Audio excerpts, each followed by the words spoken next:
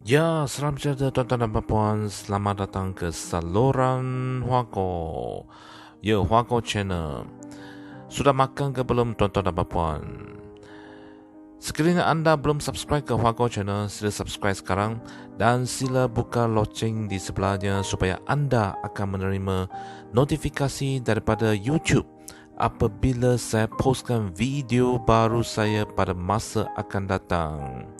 Jadi tuan-tuan dan puan, sila subscribe sekarang dan kita akan tengok berita yang hangat sekarang juga. Ya, berita dari Malaysia kini.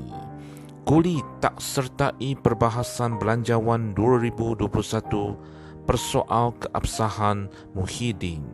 Jom kita tengok. Tokoh veteran UMNO Tengku Razali Hamzah tidak akan terus serta dalam perbahasan Belanjawan 2021 selagi Speaker Dewan Rakyat Asar Azizan Harun tidak membenarkan keabsahan Perdana Menteri Muhyiddin Yassin dan Kerajaan Perikatan Nasional dibuktikan. Dia yang juga ahli Parlimen Gua Musa menyampaikan hasrat itu kepada Azhar menerusi sepucuk surat bertarikh 19 November yang antara lain mengkritik keenganan Azhar membenarkan usul undi tidak percaya terhadap Muhyiddin. Memandangkan keabsahan kerajaan belum ditentukan, saya terikat dengan nurani dan sumpah saya dan maka tidak dapat terus serta dalam perbahasan belanjawan, kata Kuli dalam surat itu. Dia turut memberi peringatan berkenaan rasuah politik dalam usaha membantu kerajaan untuk terus berpaut pada kuasa.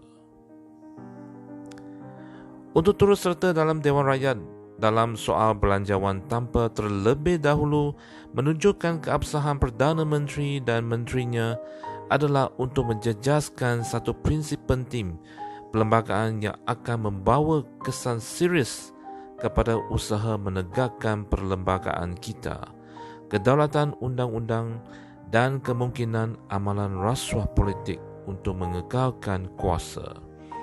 Pada pandangan saya, rasuah politik boleh disifatkan sebagai duri dalam daging yang akan memusnahkan sistem demokrasi berdasarkan perlembagaan dari dalam. Pandangan umum adalah rasuah politik dan wang memusnahkan jiwa negara dan sistem politik kita, katanya. Surat itu adalah respon kepada kenyataan Azhar bulan lalu bahawa dia tidak boleh membenarkan usul undi tidak percaya terhadap kerajaan mendahului usul yang dibawa kerajaan.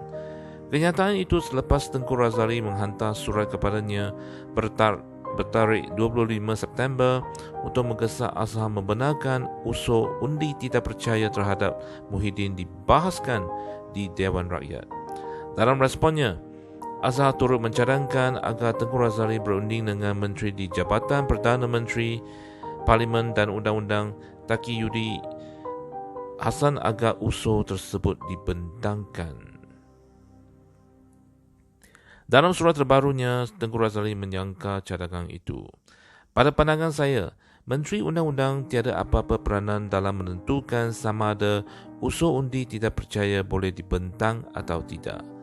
Cadangan bahawa perkara sepenting itu tertakluk kepada persetujuan menteri tidak selari dengan perlembagaan dan pelanggaran serius terhadap autonomi dan kebebasan Dewan Rakyat daripada sebarang bentuk kawalan eksekutif. Katanya, dalam surat itu, Tengku Razali tidak membayangkan sama ada dia akan menyertai undian belanjawan atau tidak, walaupun tidak akan menyertai perbahasannya.